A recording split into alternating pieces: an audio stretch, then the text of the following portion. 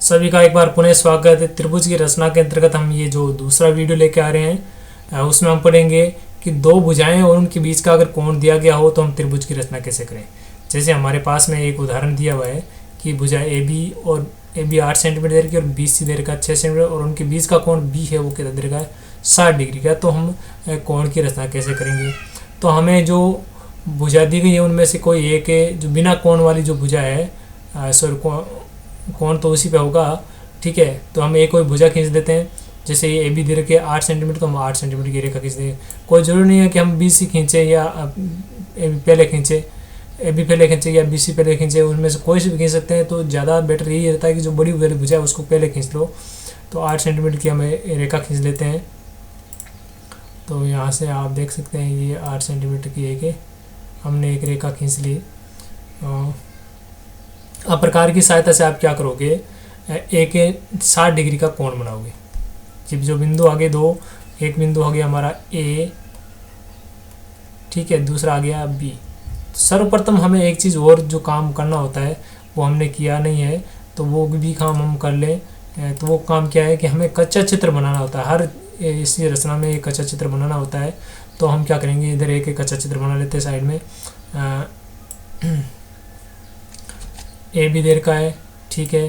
फिर कोण B 60 degree का कोण है, तो हम ऐसे बना लेते हैं और फिर इसको मिला देते हैं। और ये कि कोई नाप कोई ज़रूरत नहीं है, छोटा सा हम रफली आइडिया लेकर बना सकते हैं। नाम दे देंगे इसको ए बी और सी। जो माप दिया गया है, ए बी दे रखा है 8 सेंटीमीटर तो हम 8 सेंटीमीटर लिख देंगे। बी सी दे रखा है 6 सेंटीमीटर तो 6 सेंटीमीटर लिख दिया। और कोण बी है वो 60 डिग्री दे रखा है तो हम 60 डिग्री। इसका जो कच्चा चित्र पहले बनाने का जो उद्देश्य क्या है कि हमें एक मोटा अंदाज़ा हो जाता है कि हमें इस प्रकार इस दिशा में चाप काटने, इस दिशा में कोण बनाना है। तो अब हमने 8 सेंटीमीटर का एक जो रेखा खींच ली है। अब क्या करेंगे, कोण बी पर 60 डिग्री का कोण बनाएंगे। तो 60 डिग्री का कोण कैसे बनाते हैं, तो वो है आप हमें प्रकार की सहायता से बना सकते हैं और चांदी की सहायता से भी बना सकते हैं।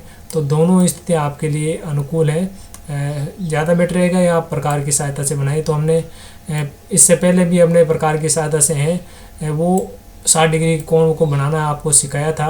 तो वहाँ से आप बिल्कुल सीख सकते हैं। उस वीडियो को देख सकते हैं, डिस्क्रिप्शन में लिंक मिल जाएगा। आई लिंक जो आपके यहाँ ऊपर भी प्रदर्शित हो रहा है वो भी मिल जाएगा। तो हम क्या करेंगे, एक चाप काटेंगे, ठीक है, 1 नंबर चाप हो गया। और फिर क्या करेंगे, इस प्रकार ने जो रेखा को कहाँ काटा है, यहाँ पर काटा है तो वहाँ रखेंगे।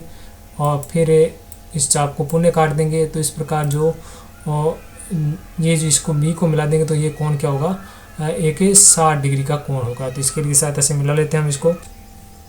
तो स्केल की सहायता से हम देखें, मिलाते हैं इसको और ऊपर तक खींचते हैं हमने रेखाखंड को स्केल का।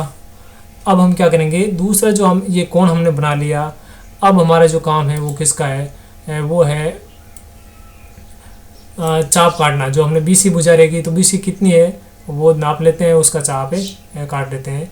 तो हमारा बी सी था, तो प्रकार को वापस पुणे लाएं तो यहाँ से प्रकार से ही चाप काटेंगे। तो बी सी है 6 सेंटीमीटर की। तो आप यहाँ प्रकार पर ले जाएंगे और फिर उसको 6 सेंटीमीटर तक प्रकार को खोलेंगे। जैसे हमारा 6 सेंटीमीटर का है तो हमने खोला, वापस बी सी है, बी से सी की तरफ जाएगा। तो हम बिंदु बी सी तो हमें ज्ञात नहीं है तो बी पर हम रखेंगे और फिर चाप काटेंगे तो सी हमें प्राप्त हो जाएगा। तो इसको हमने चाप काट दिया। तो ये जो बिंदु प्राप्त हुआ है वो बिंदु क्या हो जाएगा, वो हो जाएगा बिंदु सी। चाप अब स्केल की सहायता से इसको और मिला देते हैं। तो स्केल की सहायता से मिला लेते हैं इसको, ये हमने मिला दिया। तो इस प्रकार ये हमारी त्रिभुज की रचना हो गई। आप चाहे तो इसकी प्रक्रिया के पद हैं वो यहाँ नीचे से ये आपके लिए ये उपलब्ध हैं। उन प्रक्रिया को आप पढ़कर भी इसको बना सकते हैं। या फिर हमने मेरे साथ अगर आपने बना लिया तो बहुत अच्छी बात है। आप इसका और रिविज़न करें, एक अन्य उदाहरण ले और उससे आप बनाएंगे तो आपकी ये परफेक्टनेस अपने आप आसानी से हो जाएगी। आप ऐसे त्रिभुजों की रचना कर पाएंगे। अगले वीडियो में हमें एक भुजा और उसके दोनों सिरों के जो कोण दिए गए हैं उससे त्रिभुज की रचना करेंगे। तब तक के लिए धन्यवाद।